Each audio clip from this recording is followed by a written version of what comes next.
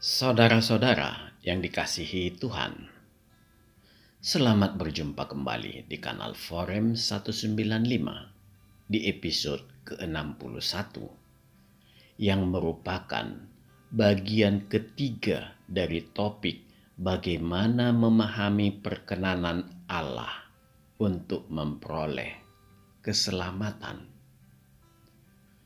Di kesempatan ini, kita bersama-sama mengenali 5 karakter Allah, Maha Kekal dan Maha Hadir pada bagian pertama. Saudara-saudara yang terkasih, di video kita ini, kita tidak sekedar memberi pemahaman moralitas sebagai makhluk Tuhan. Lebih daripada itu, saya ingin mengajak saudara semua untuk sama-sama belajar mengenai ajaran moralitas yang seperti apa yang mendrive atau mendorong orang Kristen dan secara umum manusia kebanyakan untuk berbuat baik. Karena memang Allah kita itu unik dan sangat spesifik sekali dalam menyatakan dirinya. Dia sangat real dan logis. Bahkan dia dalam tanda kutip memaksa kita untuk mengenali dirinya. Salah satu pernyataan Allah yang paling menghantam seluruh harapan umat manusia adalah perbuatan baik tidak menyelamatkan kita. Ini tidak bisa diabaikan yang memperlihatkan ada sesuatu di dalam pernyataan ini. Dan sebenarnya banyak lagi ajaran Yesus Kristus tentang bagaimana memperoleh keselamatan. Inilah yang akan kita pelajari bersama. Saudara-saudara yang terkasih, bila kita bertanya kepada seluruh umat Kristiani di dunia ini, apakah saudara sudah selamat? 60-70% akan mengangguk pasti. 20% akan mengatakan, saya mengharapkan itu terjadi pada saya. Sisanya, 10-20% mengatakan dengan agak alkitabiah, kehendak Tuhan terjadilah. Bila kita melanjutkan dengan menanyakan dua hal, mengapa dan bagaimana Allah menyelamatkan kita, 100% akan menjawab berdasarkan Yohanes 3 ayat 16. Karena kasih Allah dan melalui pengorbanan Yesus Kristus, Anak Allah di kayu salib.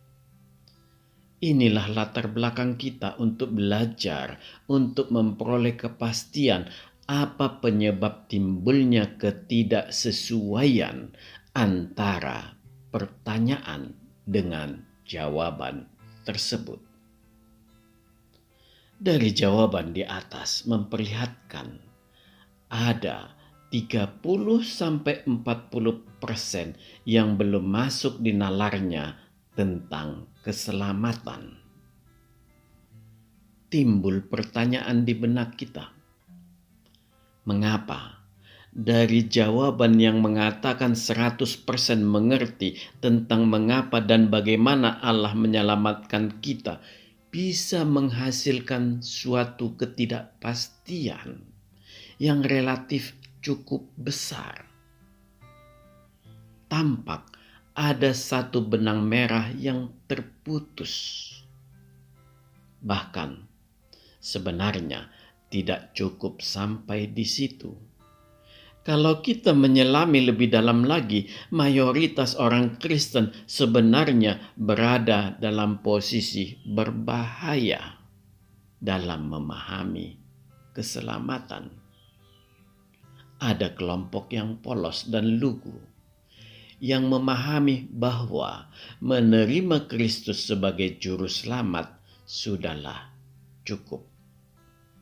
Untuk menganalisis lebih lanjut tidak memungkinkan dilakukan oleh kelompok ini.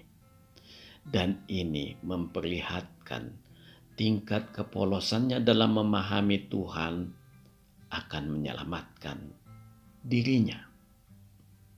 Kebersihan hatinya yang akan dinilai Tuhan.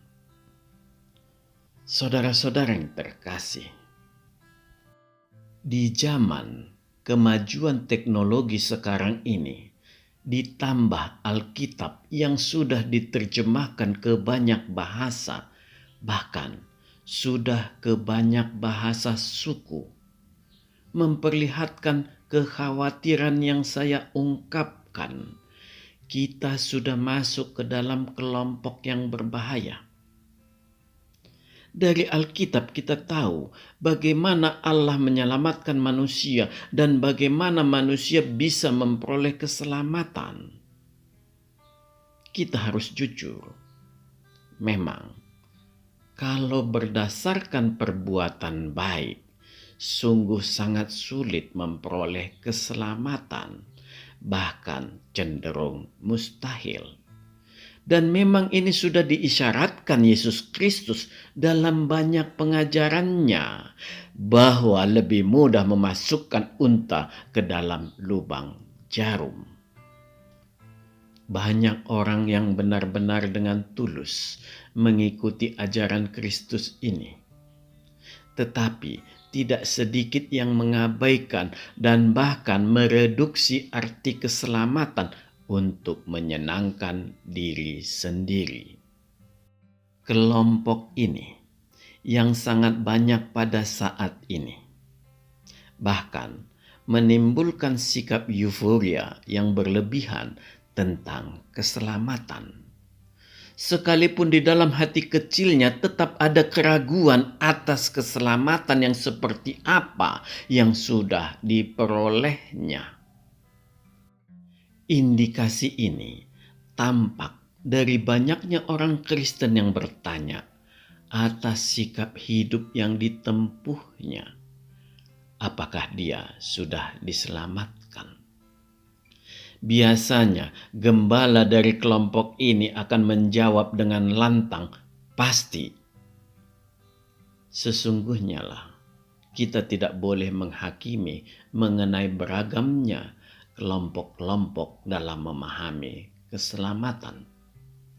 Semua kita sama dalam hal belajar, memahami perkenanan Allah, dan selanjutnya kita harus terus semakin mendalami esensi keselamatan itu. Dengan kata lain, kita mendalami karunia Allah yang telah memberi jalan yang lurus itu. Perkenanan Allah yang hanya bisa kita peroleh melalui pemahaman kita pada Alkitab. Ini adalah proses pencarian individu. Tidak tergantung kepada siapapun. Ini yang sangat membedakan kita dengan agama lain yang sangat tergantung pada guru agamanya.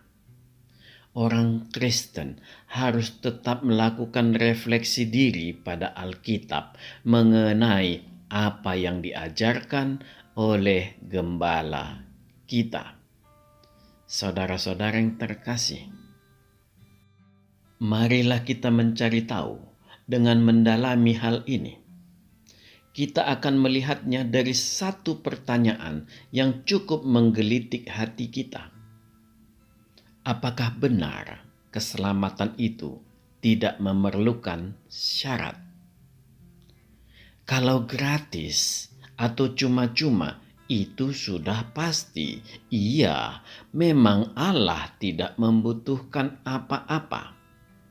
Tetapi kalau tanpa syarat, saya sangat meragukannya.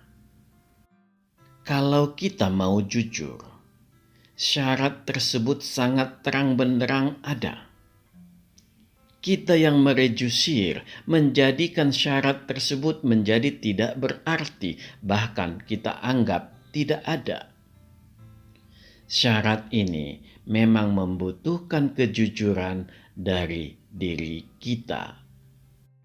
Dengan mendalami dan memahami ini akan membuka mata kita tentang kondisi real yang ada di hati kita, yang sangat menggampangkan keselamatan. Dengan pembelajaran ini, benang merah tadi dapat tersambung kembali. Di episode 59 dan 60, atau pada bagian pertama dan kedua, kita sudah melihat eksistensi Allah melalui ciptaannya. Di episode ke-61, di bagian ketiga ini dan selanjutnya, kita melihat mengapa Allah harus capek-capek menyelamatkan kita. Sampai bagaimana kita memperoleh perkenanan Allah untuk memperoleh keselamatan itu. Marilah kita memulainya dengan mempelajari 5 karakter Allah. Saudara-saudara yang terkasih, seperti yang kita sebut di depan tadi, dari 2 episode yang lalu kita sudah melihat eksistensi Allah melalui ciptaannya dengan menyinggung 3 kelompok, yaitu ateis, universal, dan kalangan agama. Untuk menjawab para ilmuwan, kita tinggal membalik proses penciptaan. Kalau secara teknikal, cara ini disebut sebagai reverse engineering, menjadikan proses penciptaan menjadi sebuah masterpiece of design for creation. Suatu gambar desain atau rancangan desain tentang penciptaan di atas kertas, yaitu menjadi sebuah rancangan mahakarya adikodrati tentang penciptaan. Bila ilmuwan menyelidiki, dalam tanda kutip, kertas rancangan penciptaan tersebut, mereka akan menemukan sebuah kenyataan dan mengakui bahwa disitulah sumber dari segala sumber seluruh ilmu pengetahuan yang tidak mungkin bisa dikuasai oleh suatu makhluk ciptaan, seperti apapun makhluk tersebut. Mengapa demikian? Karena dari kenyataan yang ada, umur alam semesta ini belum cukup untuk mempelajari seluruh ilmu pengetahuan tersebut. Belum lagi bila dikaitkan dengan begitu banyaknya ilmu-ilmu tentang pengaturan alam semesta yang belum kita temukan. Saudara-saudara yang terkasih, kita harus mengakui hanya pencipta atau Allah lah pemilik seluruh pengetahuan itu. Bahkan yang menciptakan makhluk, kembali kita sebut dalam tanda kutip, yang terlebih dahulu cerdas dari manusia dalam hal penguasaan ilmu pengetahuan. Seperti yang ada di benak para ilmuwan, itu pun kalau makhluk imajinasinya tersebut ada.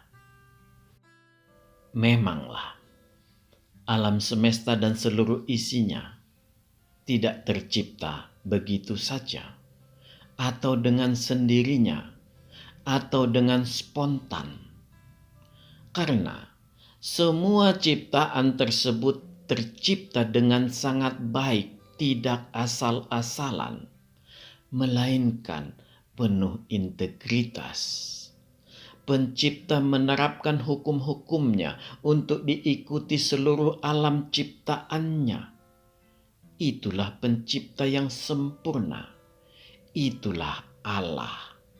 Di dalam kesempurnaannya, pencipta, yaitu Allah, memiliki identitas yang bisa kita sebut sebagai karakteristik Allah, yaitu Maha Kekal yang sekaligus Maha Hadir, Maha Adil, Maha Kudus, Maha Kasih, dan Maha Kuasa.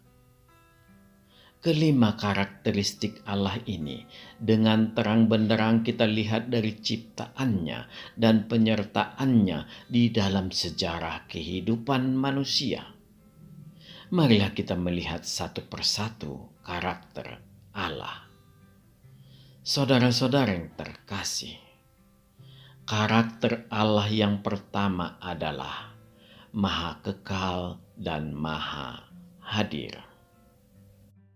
Allah yang Maha Kekal, yang sekaligus Maha Hadir, yang artinya Allah selalu ada di mana-mana dari awal hingga akhir segala sesuatu di dalam framing waktu Allah sendiri.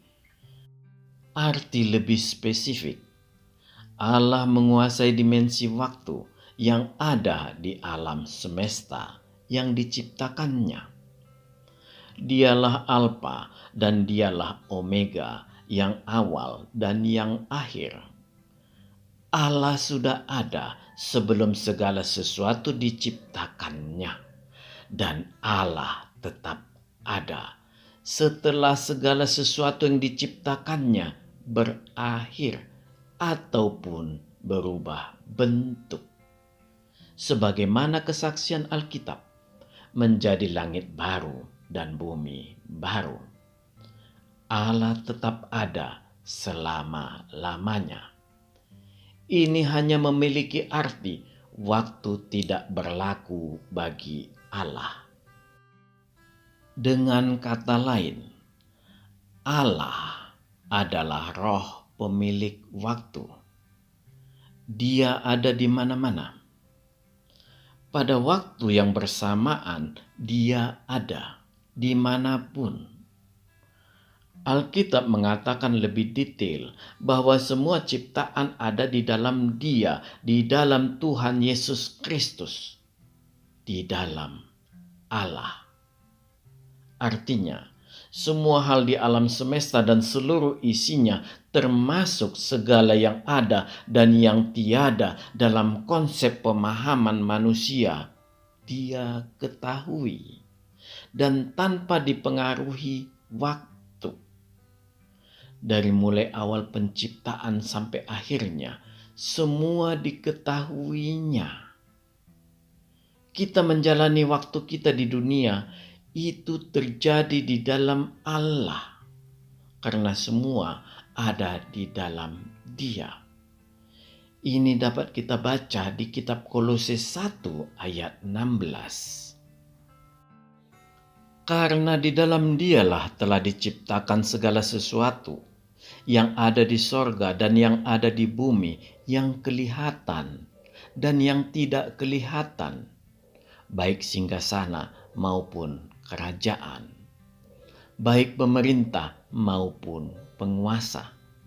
Segala sesuatu diciptakan oleh Dia dan untuk Dia. Segala puji untuk Tuhan Yesus Kristus. Saudara-saudara yang dikasihi Tuhan, sampai di sini pembelajaran kita di episode ke-61 ini.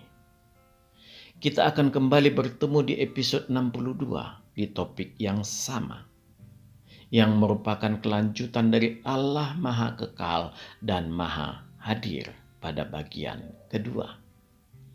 Di episode 62 itu, kita akan melihat bukti-bukti kemahakekalan Allah melalui kehadiran Allah di dalam timeline atau garis waktu atau rentang sejarah umat manusia. Amin.